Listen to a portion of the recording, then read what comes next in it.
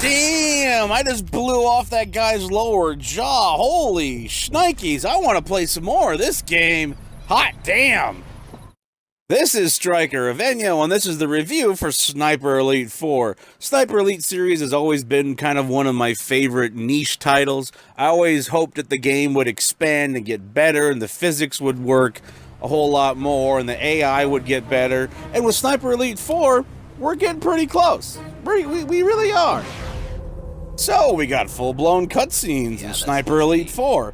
Well, the other Sniper Elite games have had cutscenes before, but they've usually been pretty stiffly animated, and they never really looked that great. And quite honestly, the Sniper Elite games have usually stuck with the mantra of using old World War II footage, perhaps superimposed with black and white character models of a guy you need to go after, or, doctored up photographs or whatnot, and that's usually what a lot of World War II games have kind of done. But Rebellion is actually trying to show off their expertise and actually creating actual cutscenes this time around, and they're kind of welcome. They're not necessarily the greatest at being acted, but they work, and it's really not too bad. Now, this is actually a pre-mission area. Every mission is different. It basically gives you an area that you can either start the mission right off the bat, or you can go and swap out your weapon, pick up a few different supplies. It also gives you the option of talking to your home base radio, or talking to some of your other compatriots, and getting some more information about the optional objectives that are on the map. Now, you don't have to do this, and it's actually really nice, because instead of just giving the player a 3-minute cutscene that has all the conversations and it points out everything as far as the optional objectives, you can pick which one you want, or you can just start the mission right off from the bat. It's really kind of nice, instead of forcing the player to watch them or to skip them. So it's kind of nice, but you basically are attacking the Nazi war machine, as you would think. We're taking out important people, we're destroying things, and of course there's a big Nazi war machine that's created for the game that didn't exist obviously in real life, that we're going to go after and try to take out. Kind of like with Sniper Elite 3, we had a big giant massive Nazi tank that never existed in real life and really wasn't that practical, but for a game, it was kind of cool going after that. And in this game, we got another kind of cool thing to try to take out. The visuals are definitely a step up from what we've gotten before. I believe the max setting on PC is 1980 for a resolution, but you're still, even cranked up to ultra, you're still going to get some blurry textures here and there.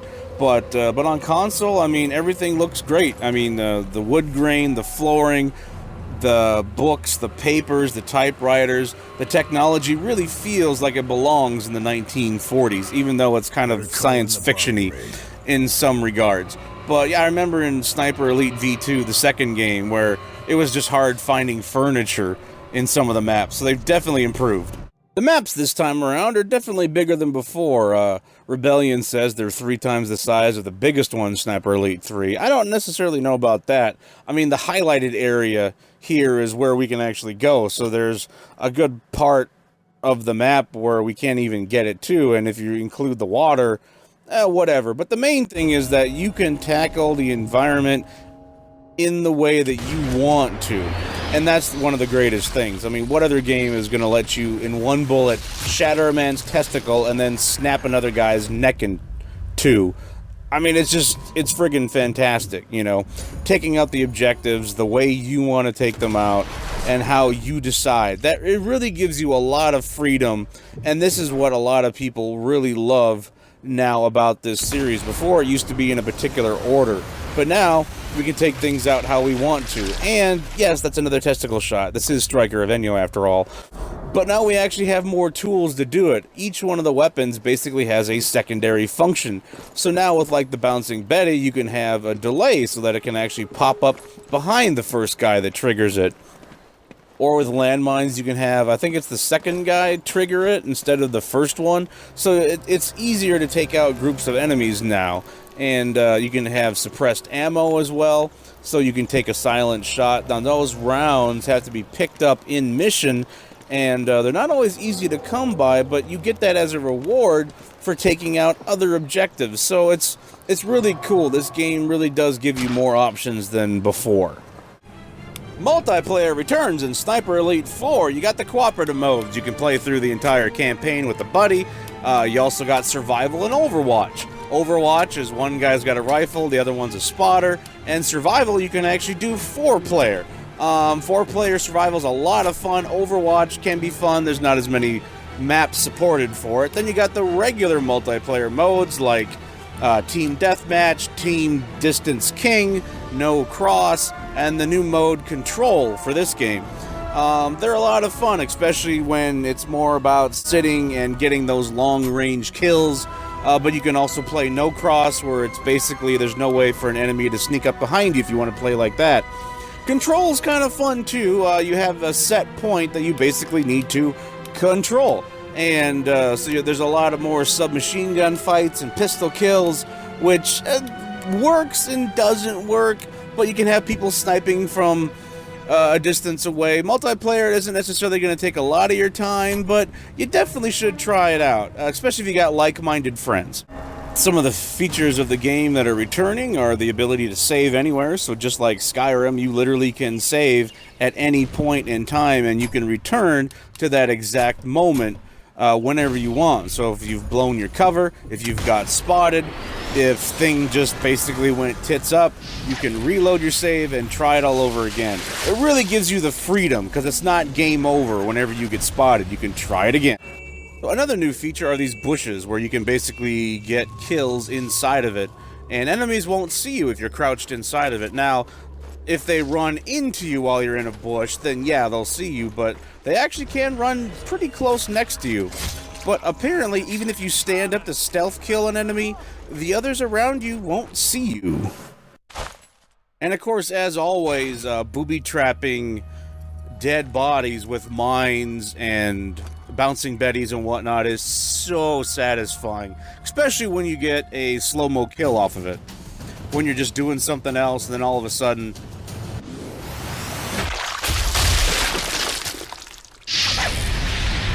and it also ignites explosive barrels or other stuff nearby.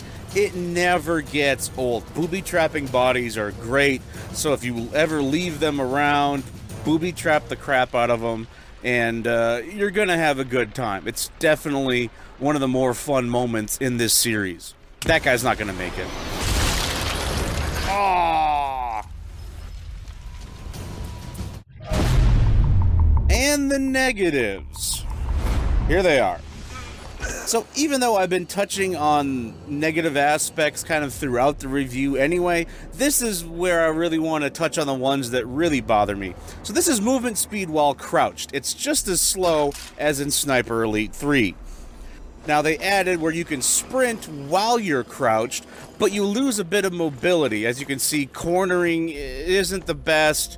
The camera, kind of gets in your way. It's almost like roadie running in Gears of War. Now, this is moving while you're fully erect. I know everyone's laughing right now. This is just simply walking around. This is pretty safe, too. It's still pretty slow. Now, in a game like Metal Gear Solid, your crouched moving speed while in stealth is actually fast enough to catch up to enemies. But in this game, they still haven't really fixed moving well in a stealth game, in my opinion.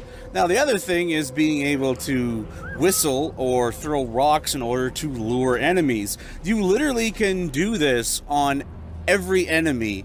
It always seems to work, and I guess you could argue that in Metal Gear Solid 5, you could use your bionic arm and other means to lure enemies as well, but I feel like, I don't know necessarily how to balance it even better, but it just seems like you can lure entire rooms of enemies one by one where you want them to go and then kill them all stealthily. Is it a plus or a minus? I mean, definitely having the whistle thing is better than not having it, but as you can see, I got a whole stack of bodies in this corner from everybody that I've killed. And there's also occasionally a glitch or two. Here there's a guy running into a wall. Hey buddy, you okay? Do you need some help there? And there's a few other ones, like enemies will end up disappearing from their routes and then reappearing in their original spawn locations. So there's a few irksome little things, but they don't necessarily detract from the overall game, but you should know they're there. And then there's, as cool as this stuff is, you'll notice on explosives, like, it seems like one leg gets thrown up in the air, even if it's a bouncing Betty, where it's an explosive device that jumps up and then explodes at a certain level. It still seems like there's some kind of gravitational force that throws their leg up. Now, that was actually a landmine, but look at it. It happens a lot. It's just distracting. It's not a huge problem. And now, my final thoughts. Jerry! I never made a review on Sniper Elite 3, but I've told people over the years that the Sniper Elite franchise has really always been kind of a niche market. You know, it's a game based solely around sniping, and not everybody necessarily wants to do that. It takes too much time. It's not as action intensive and whatnot. And Sniper Elite has always had the kill cam, the bullet cam, slow motion death thing always going for it. But yeah, the Sniper Elite games have never necessarily been a AAA, nor have they really meant to be AAA. They do one thing and they do it well. And now they're actually moving past the gory death cam kills, and they're actually giving us a lot more substance. Sure, there's not as many weapons, there's not as many weapon customization as even in the last game, but they're giving us these bigger open worlds where we can do what we want and in the order that we want to do it. It's not as regulated as before. And there's also things that are hidden, they're collectibles, but there are things hidden in the other corners of the map that reward the player for, like, taking out a supply depot that's not necessarily a main objective, it's not necessarily a side objective, or even something that you're even told to do, but you know there might be something there that you can pick up and then read or examine, you know, some kind of collectible, and it's a lot better game. This really is an excellent game. You know, you can destroy vehicles at your leisure. You can hide in bushes and take down officers and capture their duty rosters and unlock, you know, the locations on the map where their men are. It's really fun. It all comes together. You really can play the way you want to play this time. And it really brings the whole series to a new level. Metal Gear Solid 5 might have cornered the market when it comes to stealth mechanics in an open world game, but the people at Rebellion are really trying hard. I give it a score of 82.